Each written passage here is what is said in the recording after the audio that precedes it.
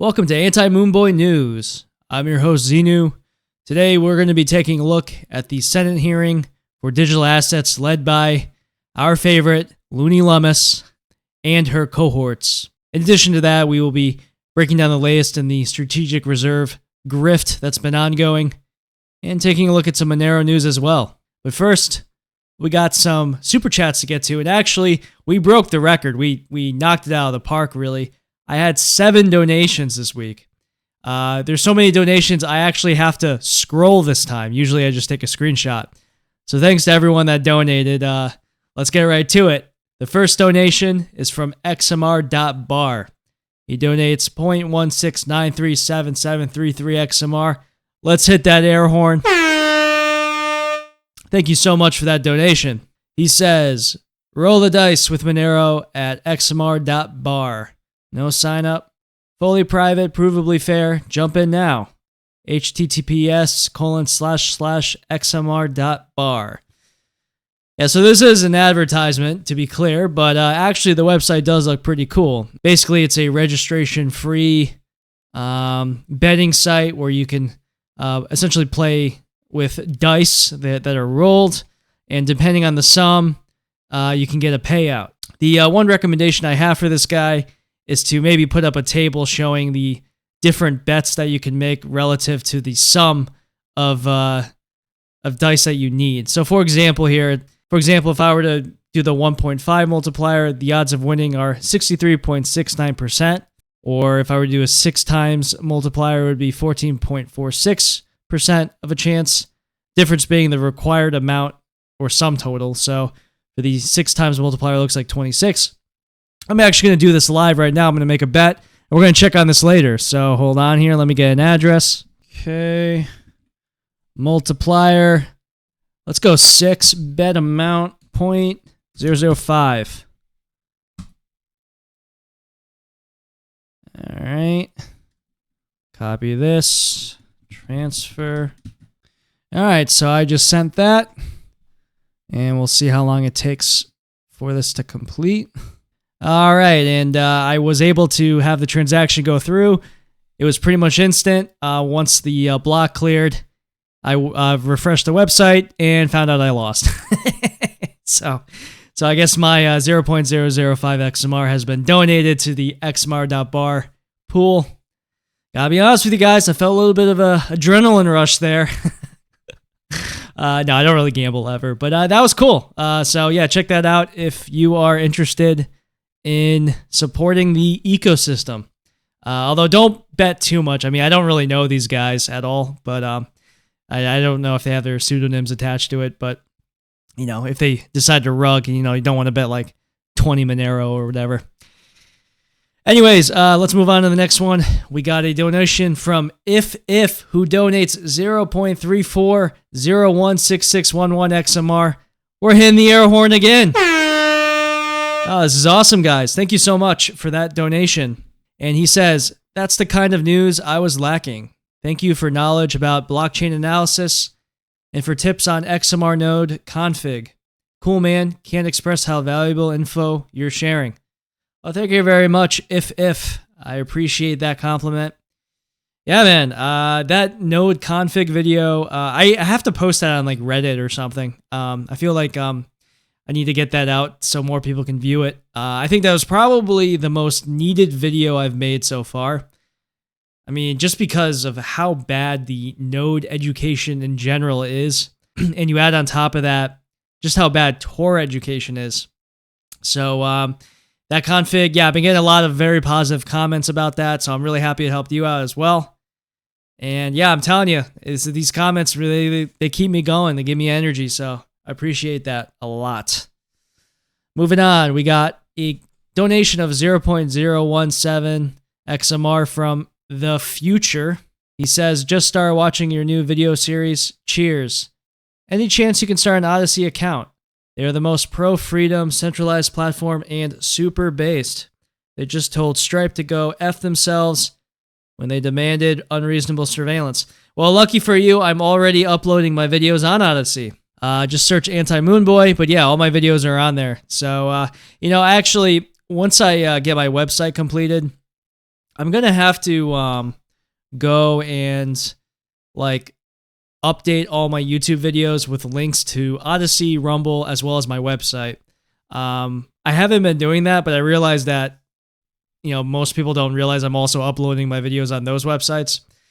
I mean, the goal right now is to build my audience on YouTube because I'm probably not going to last long on YouTube. I think my channel's eventually just going to get, taken down. I'll be honest with you. We're talking about, Monero, and this is a project that I think will be targeted long term. But for now, we're building our audience, so eventually I'll be self-hosting everything, and we'll have a community at that point.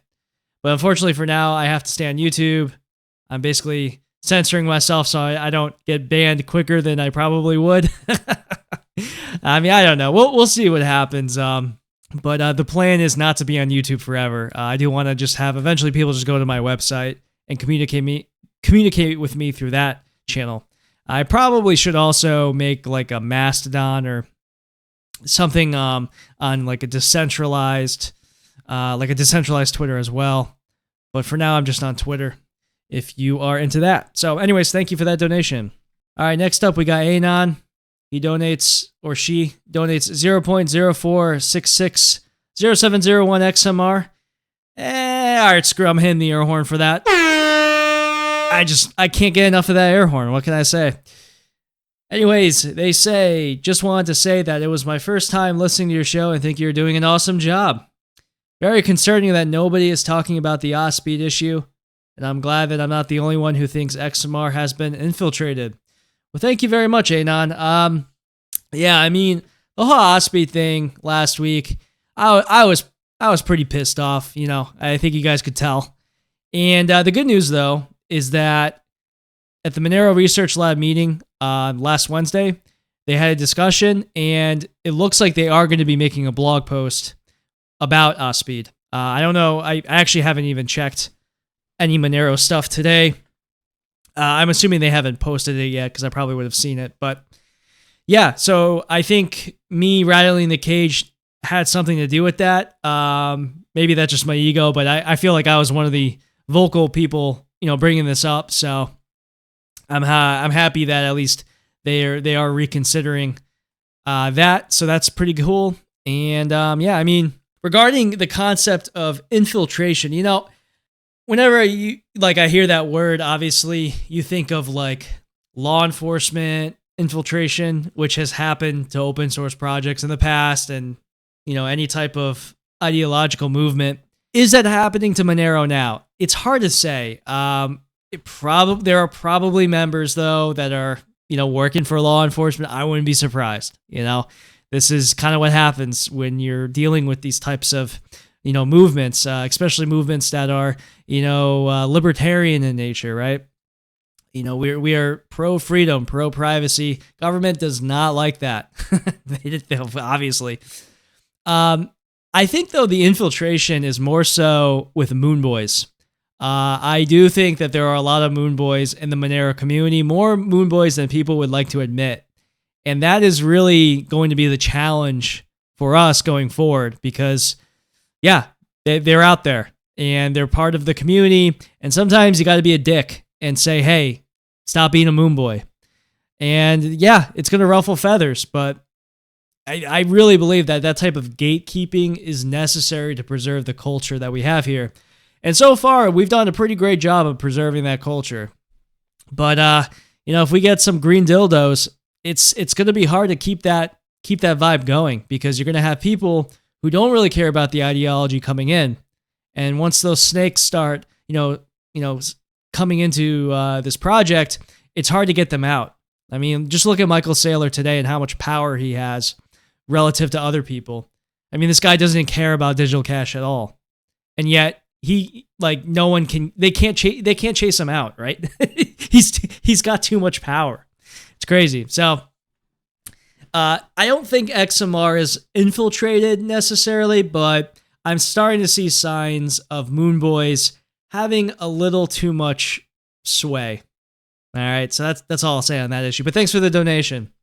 Oh man, I'm getting tired here. Oh god, I still got 3 more. What's up with this, man? Yeah, stop donating. No one donate anymore. I'm kidding. All right. We got a donation here from Fiat Demise. I think he created this website, actually. Shout out to him. If I'm wrong about that, sorry. I'm pretty sure it was him. Anyway, he donates 0.011766692 XMR. He says, is your show available as a podcast download? Not yet. Not yet. It will be in the future. Right now, the focus is the website. I'm going to talk about that in a sec.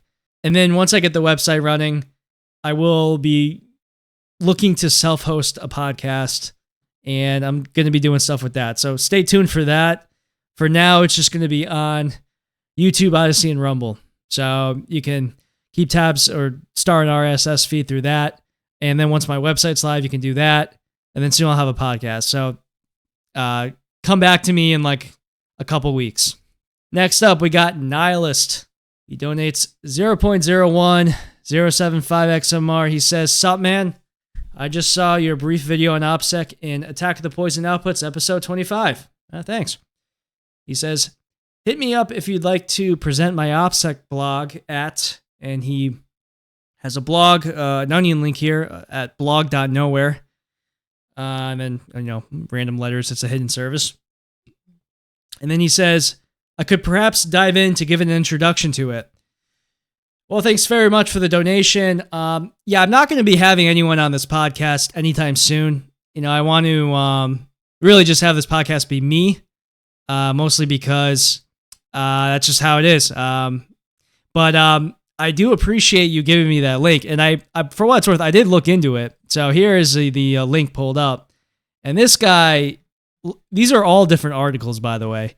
And you can see how many articles there are that he has made with graphs and stuff. Yeah, and this is just one of the articles. There's like all this other stuff as well. Yeah, he went hard on this website. So if you're looking for OPSEC, I did take a brief look through some of this, and it's good stuff. So thanks for sending me that. I'm going to have to digest that a little more, but I appreciate the donation and the heads up for your content. We need more content like that. I like what I'm seeing. So thank you very much. And lastly, okay, I have a private donation for 0.01 XMR. Thank you very much. Now, here's the thing, guys. He did also send me a question, but the problem is the question he sent me was very edgy. And I was just talking about this. Thing is, I don't want to get banned off YouTube just yet, so I'm not going to read the question, but I am going to answer the question. So you listeners at home can guess what the question was. So here's my answer. No, it's not the same, but that's really cringe, dude. Seriously, stop being pathetic. All right. Anyways, thanks again for the donations, guys. That was a record-breaking run there, so awesome stuff. All right, so before I get to the Senate Banking Committee hearing about the framework of digital assets, I'll give some channel updates real quick. First off, the website. So I have the server. I have the domain purchased. It's anti-moonboy.com. Very simple. Right now I have just a little message out there. It'll be up soon. So basically, I'm using Hugo. So yeah, there's just a lot of different stuff going on here. I had to open up a ticket with the company giving me the server. So there's some back and forth there. Then the Hugo, the theme that I had picked out that I really liked, it wasn't working, and I was screwing around trying to figure out what the config. I couldn't figure it out. Then I said, screw it, found another theme, blah, blah, blah. Anyways, I was working on it, though, and what I'm doing is basically I'm working on it locally, and then I'm just going to upload everything onto the page, or the site, using rsync. So that should be out hopefully this upcoming weekend. I really am going to try. I may not even do an Attack of the Poison Outputs episode this week just so I can get that out. I hope I can get it out, but we shall see. So that is being worked on at the moment. The other thing, I was interviewed by Paranoia Machinery. It's a 2.5-hour interview. You can find it. I'll retweet it at least. I'll probably upload it on my channels as well. Yeah, it was an awesome interview. He's a real cool dude. We spoke about tons of different stuff. We talked about the Bybit hack. We talked about chain analysis with Monero. And I talked a lot about darknet market maximalism, which is my upcoming project. So it was really fun. Speaking of darknet market maximalism, haven't really worked on it too much. I did write another chapter or two. Hopefully this week I can just sit down and bang out the other half. That would be cool, but we'll see. I'm still targeting April release though, so that's going on. With this podcast, by the way, I want each episode to be at least 30 minutes, but the episodes are just getting longer and longer as I'm getting more super chats now.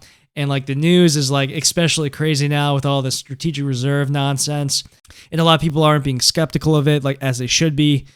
So I'm filling in that niche there. So anyways, this is probably going to be even longer than last week. So, anyways, as always, I will have the timestamps for each episode. So if you don't want to listen to me talk about the channel or whatever, you can just skip right to the important stuff. So yeah, that is about it. Let's get to the strategic reserve stuff, starting with the Senate Banking Committee for the Legislative Framework of Digital Assets.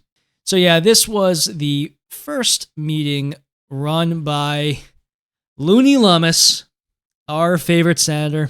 And the gist here is that Senator Lummis has been given the lead to chair a committee that is primarily focused on creating a regulatory framework for digital assets. And it became clear pretty quickly that this has absolutely nothing to do with Bitcoin, or at least it has very little to do at first with Bitcoin. The way I look at it is actions and not words. What did we see going into the election?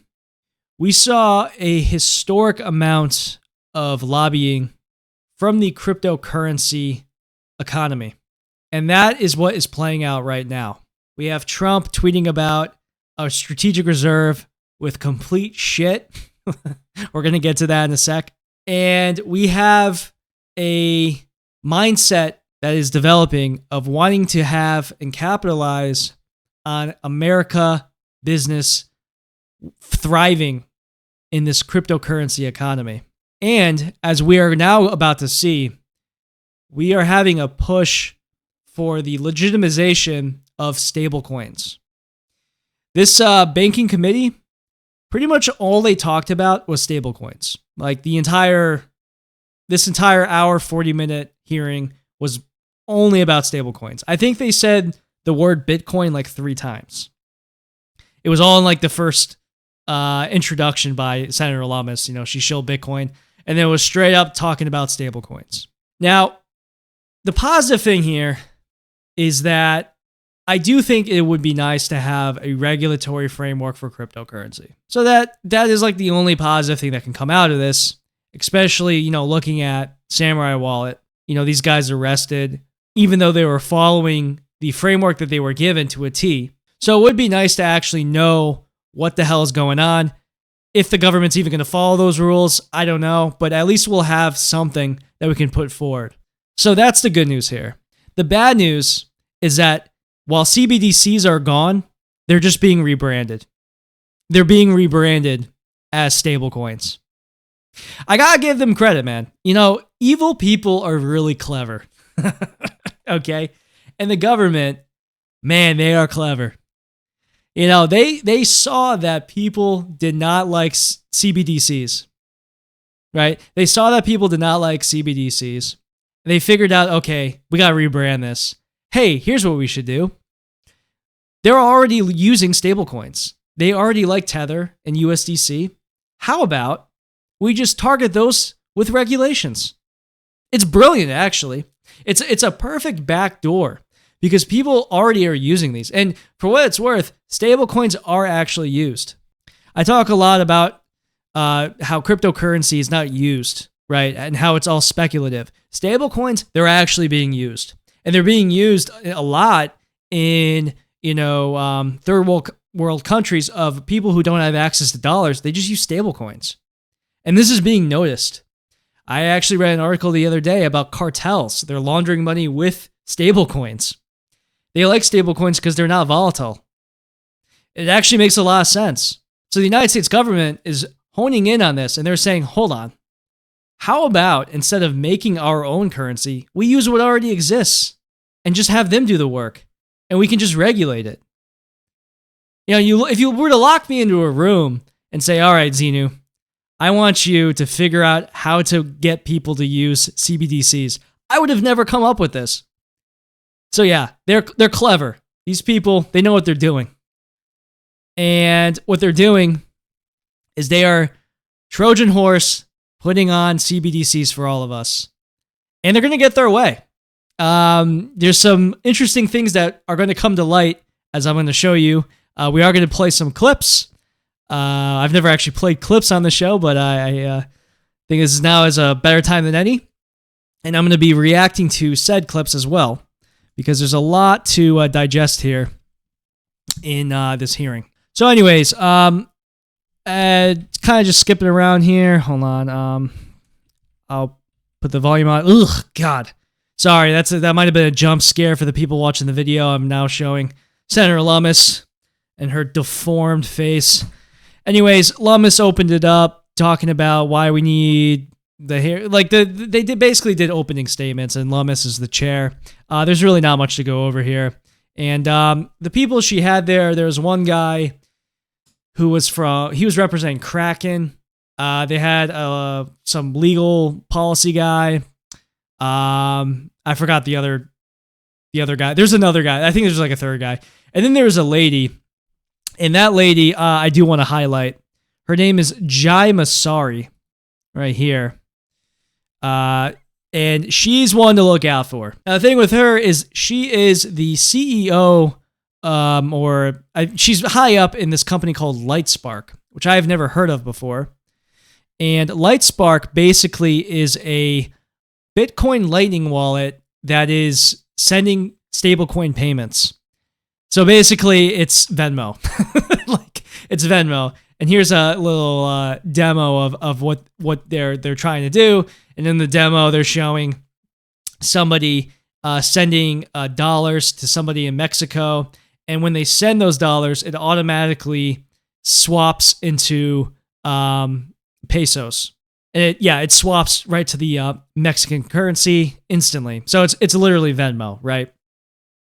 This is what we've been talking about, that Lightning Network is basically Venmo 2.0, and we can see that this is basically what Lightspark is, which is this, new enterprise company. Now, I've never heard of this company before prior to this, but I have a feeling we're going to be seeing this Jai Masari around a lot more, because she's pretty young. She's an attractive lady, and, she's well-spoken too. And we're going to be hearing a little bit from her now, talk about different things. So, moving on. The first bit I want to get to is at 26, what did I write down? 2610.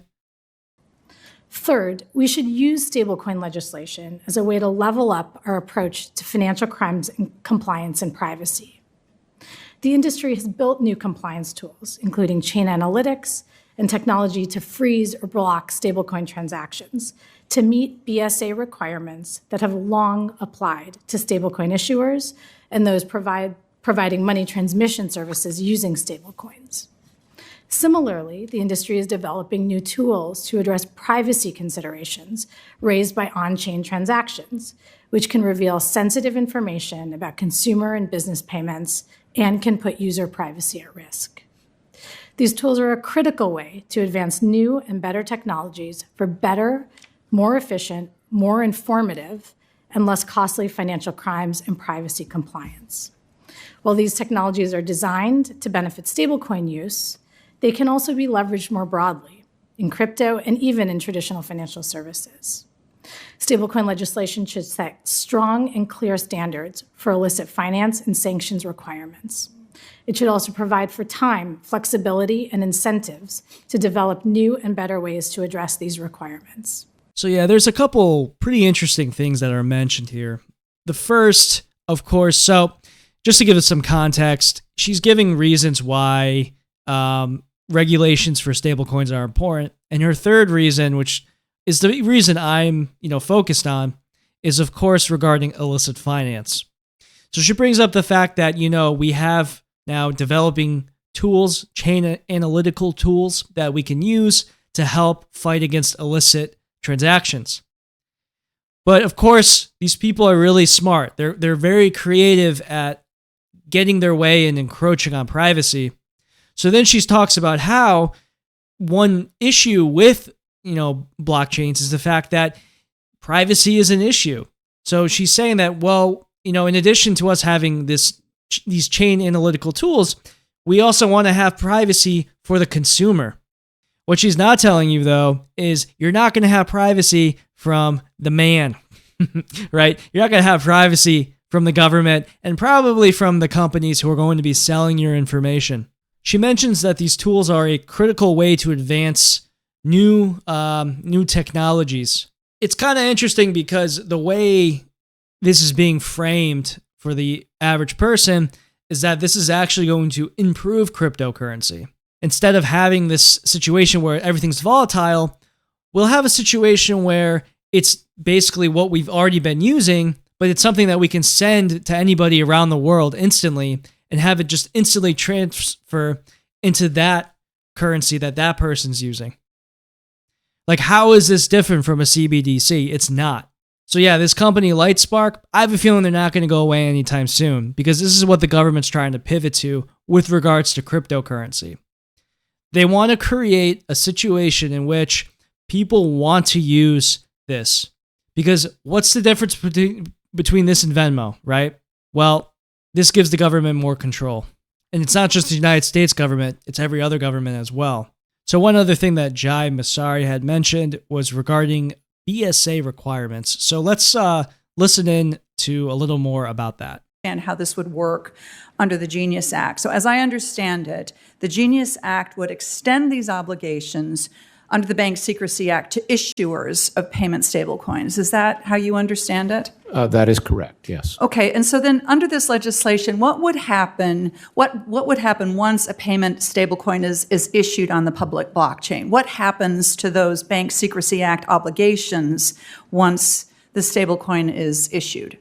Thank you for the question, Senator. The challenge is that those stable coins can then be transferred without going through a centralized intermediary. Our entire BSA, AML, CFT framework relies on centralized intermediaries. Mm-hmm. All transactions run through those centralized intermediaries in some way.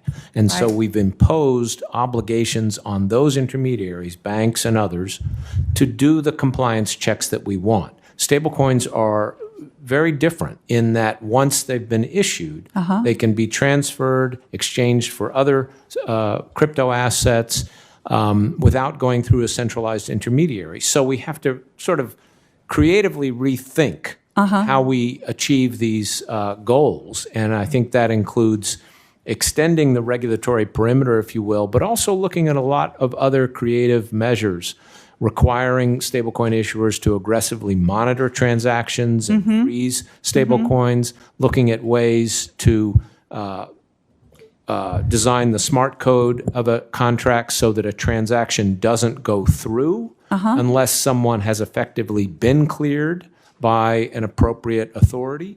And there are other measures as well that I talk about in my testimony. And so as it's so as the bill is written right now, network participants comes along after to facilitate transactions. They wouldn't be required, as the bill is written right now, in your understanding, to meet the obligations of the Bank Secrecy Act. Unless they're a money service business registered with Treasury, they would not. It would not be. So a couple things here. First, and I forgot if I mentioned this, they were talking about the Genius Act, and that is the name of the stablecoin regulations that they're trying to put forward. Yeah, I know. Great name, right?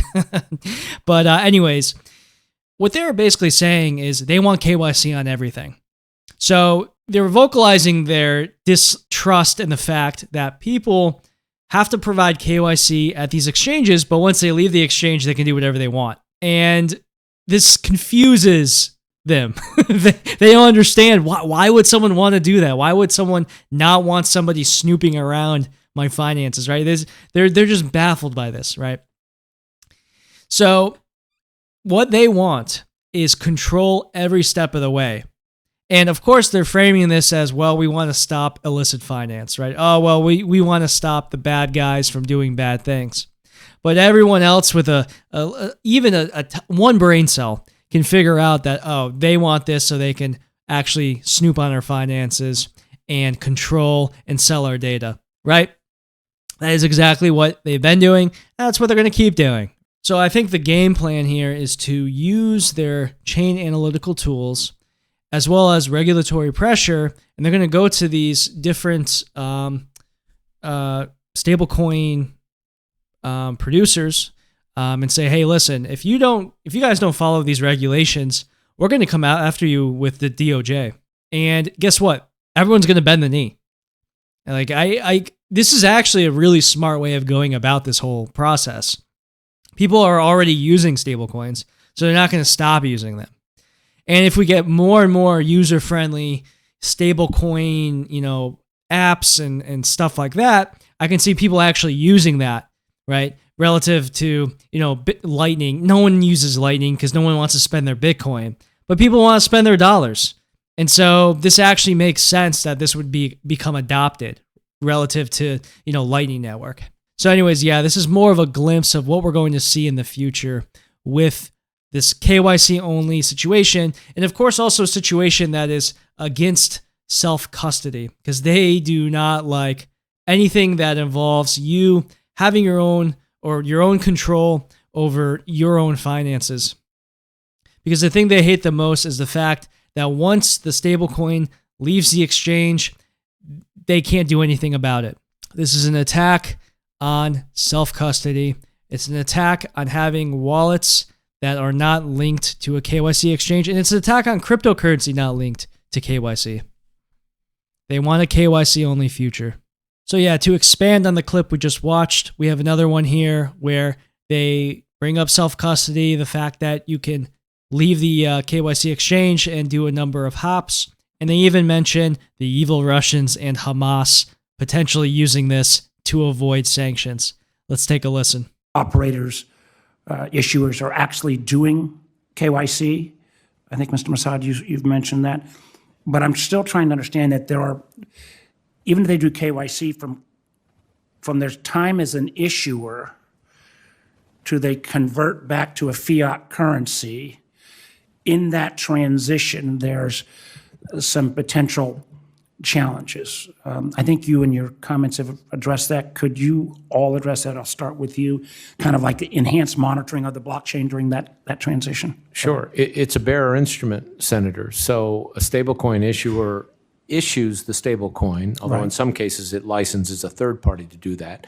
It can do KYC, but once that stablecoin has been issued, it can be transferred in lots many times, so that there's no requirement to follow that customer. That's correct.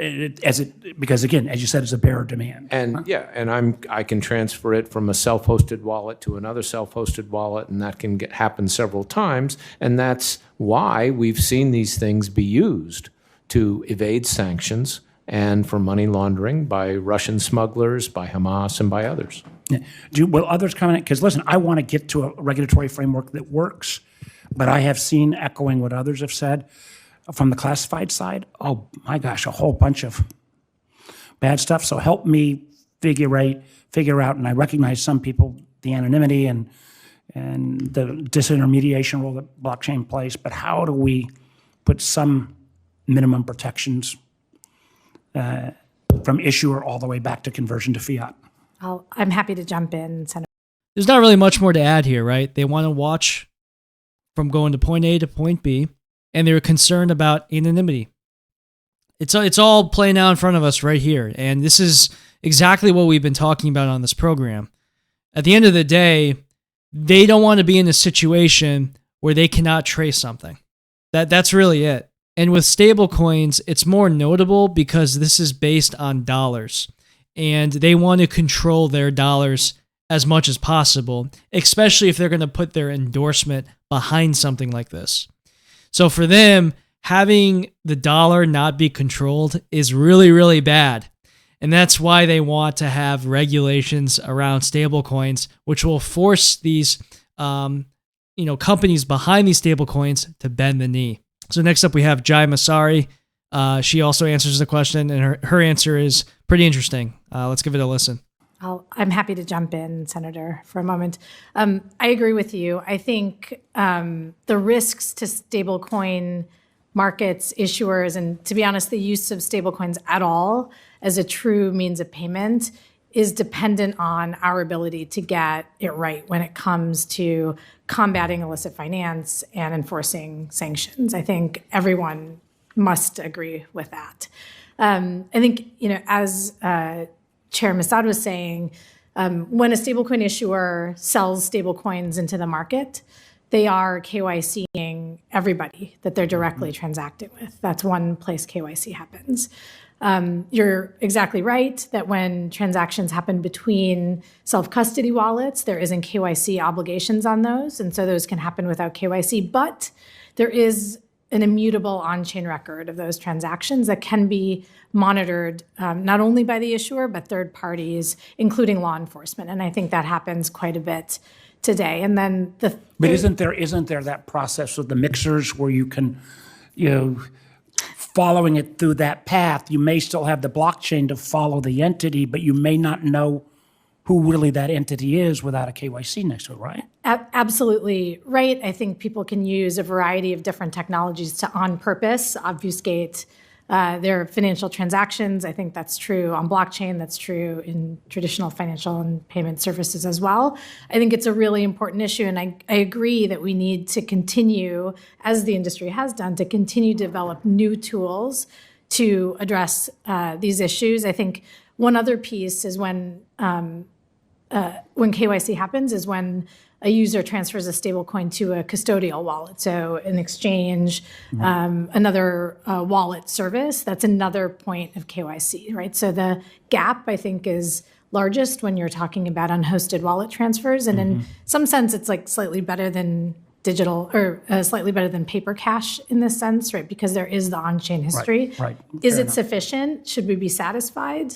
But as I think Senator Tillis said, people are not walking around with bags of cash. It's heavy. Yeah, it's heavy to carry cash, right? It's not heavy to carry stable coins. And I think that is a difference that matters. And we have to always seek to do And Madam better. Chair, could I go ahead and get the other two?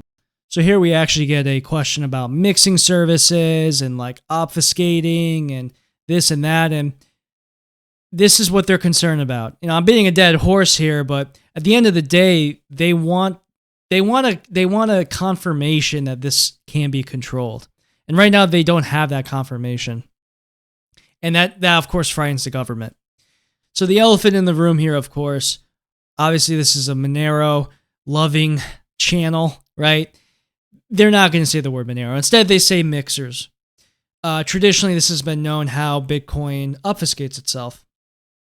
But this is constantly changing. Will we eventually hear the word Monero in these hearings? It's hard to say. But right now, like I've mentioned before, they weren't even talking about Bitcoin. I think they only said the word Bitcoin like 3 times in this entire hearing. They were only really focused on stablecoins and or digital assets. But this was really the bulk of the interesting parts, at least, where they were actually full on confronting the fact that they cannot definitively stop cryptocurrencies once they leave a KYC exchange. And for the government, this is really bad. All right, we got one more clip for you. And in this last clip, they talk about why they like stablecoins so much relative to other cryptocurrencies. And it's because dollar dominance. Let's take a listen. One quick last question. One of the benefits of stablecoins is U.S. dollar dominance because stablecoins are largely denominated in the U.S. dollar. Can you talk about that in a little more specificity on how the evolution of stablecoins can be a real force for good in terms of dollar strength? Thank you for the question, Senator. I think actually today, and we see this in how stablecoin issuers often talk about their products, I think they think of stablecoins as a way for those outside the United States who don't have U.S. bank accounts and so on and so forth to have access to the U.S. dollar in new ways. And I think that's really, one aspect of dollarization. I don't think it fundamentally changes how much demand outside the United States there are going to be for dollars, but certainly stablecoins are an easy way for a lot of consumers outside the United States, whether it's businesses or individuals who want to make payments to hold and use dollar value. Very good. So yeah, that's the last clip I'm going to be sharing. The rest of the event there really wasn't much else to talk about. They had some guy from Kraken there talking about how, we need to regulate things to, protect the consumers. And you had some lawyer there basically saying the same thing. Overall though, a pretty boring experience. I listened to the thing on 2x speed and I was just like, but yeah. So after that hearing, things got bad for Bitcoin. We've been seeing a steady pump, and it's been kind of tapering off, and then it finally corrected. Let me go to the month chart, as you'll see. I think the Senate hearing was somewhere around here, and people are now, I guess, coming to the realization that the strategic reserve was a meme. And so the price went down. And, it did it hit, looks like about 79,000. Then it did bounce back up to about 85. And then today, I log on Twitter, and I am seeing that Trump has made an announcement. It was on Truth Social. I don't know why he posts on there. Like, is anyone in real life using that website? I to be honest, as an aside, I do kind of admire the fact that he is still using Truth Social. Like, he won't admit defeat. It's a Trump quality that I've noticed where he never takes an L on anything. Anyway, he posted on there saying that he has some sort of big investment announcement that's forthcoming. And of course, all of the Bitcoiners at this point, they're kind of like drug addicts. Okay, they need a fix. They need something. They're so desperate. We saw this a couple of weeks ago with Lummis. Lummis tweeted out, "I have an announcement in 30 minutes. The market's pumped." And the announcement was, "I'm leading a committee." Like, no one cares, bitch. Like, shut up. Like, go away. That happened. So now Trump saying, "Oh, I have a big investment announcement coming." So the market started pumping. Everyone's so excited. Oh, I actually forgot to mention this too. The other thing that was mentioned was he had tweeted out about a strategic reserve the day before. And when he tweeted out about the strategic reserve, he mentioned Sol, Ripple, and Cardano as part of this crypto reserve that's going to be forthcoming. And of course, everyone took a collective dump on that tweet. I mean, it was ridiculous. I mean, Cardano? Really? Ripple? The fuck? Solana? Holy shit. This is the result of what we saw in the elections. $130 million of lobbyism. It came from American companies. That's why these companies are being mentioned. That's exactly why. Nothing based on decentralization, on freedom, on the reasons that we got into cryptocurrency in the first place, that free open source software movement. No. We're going after centralized dog shit. And he tweets that out. And then an hour later, he's like, "Oh, also, obviously, Bitcoin and Ethereum. I haven't forgotten about you guys." Yeah, okay. So that had happened, during the, like a couple days ago. And so, of course, the market started pumping. And then today, he tweets out, "Big investment announcement." At 1:30 p.m. Everyone's like, holy crap. Bitcoin goes up to 95,000. And the investment had nothing to do with crypto. Nothing at all. It was about, I think it was computer chips or whatever. Semiconductor stuff with some $100 billion investment. Nothing to do with crypto. And so we saw a nice little BART happen. And it's now back down to 85,000. Are you guys tired yet? Are you guys tired of this? I got bad news. It's not over yet. And the next one will actually be pretty soon. I guess in a couple days, on March 7th, there will be a crypto summit And you better believe they're going to say some Moonboy stuff to pump the market again. You better believe it. Now, if I was a gambling man, I would probably play that because you're going to see them say, oh, we're going to have a strategic reserve and the markets are going to pump again. And then everyone's going to realize, oh, actually, we're not going to have a strategic reserve anytime soon, if at all. In fact, if there is a strategic reserve, it's probably going to be one, made up of seized Bitcoin, and two, it's going to include all this other crap that I just talked about. Yeah, it's pretty bad right now. And I'm loving it. I'm having a great time. Dennis Porter, I think he's checking himself into a mental institution right now, if I had to guess. Oh my gosh. So I got a couple news articles here. We have here, the SEC says meme coins are generally not securities under federal law. That news just broke. I don't even know how you would classify a meme coin, to be completely honest with you. But in reaction to the meme coin stuff, House Democrats have introduced a meme act to prohibit the president, vice president, members of Congress, senior executive branch officials, and their spouses and dependent children from issuing, sponsoring, or endorsing a security, future, commodity, or digital asset. And this is, of course, a reaction to Trump and Melania. Can you fucking believe that actually happened? We had a Melania coin. Holy fuck. A Trump coin at least is somewhat believable, but good God. It's worse and worse the more you look at it. That's the crazy part. It actually just gets worse. We also saw the SEC drop the Kraken lawsuit today. I'm kind of flying through these news stories right now because I've already been talking for a while. Lots of crypto news happening. I don't know how to even react to this.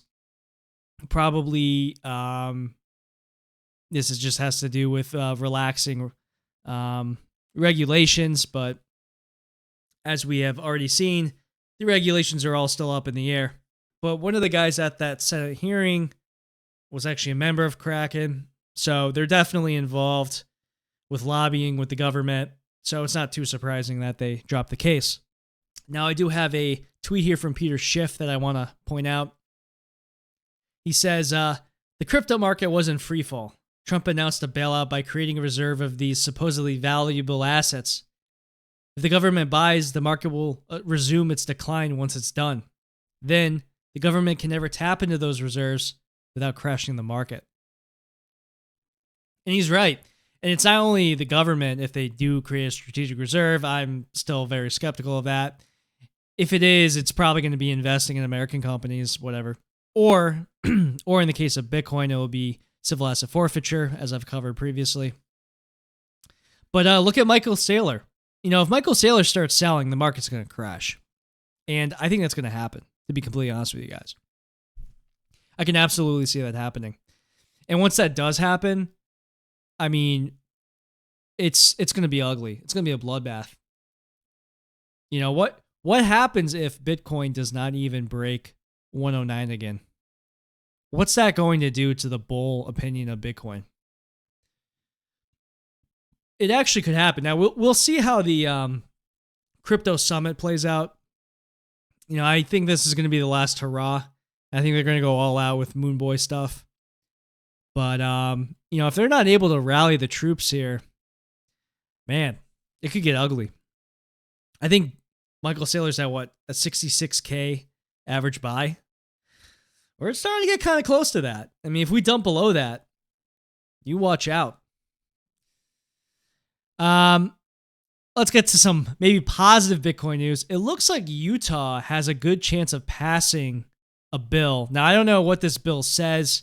They call these bills strategic Bitcoin reserves, but it's Bitcoin in name only, usually.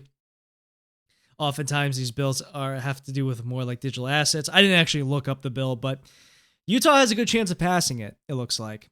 There probably will be a couple states to pass digital asset bills. The majority of them will not pass. But we will keep an eye on this because Utah, maybe Texas, Florida is another one.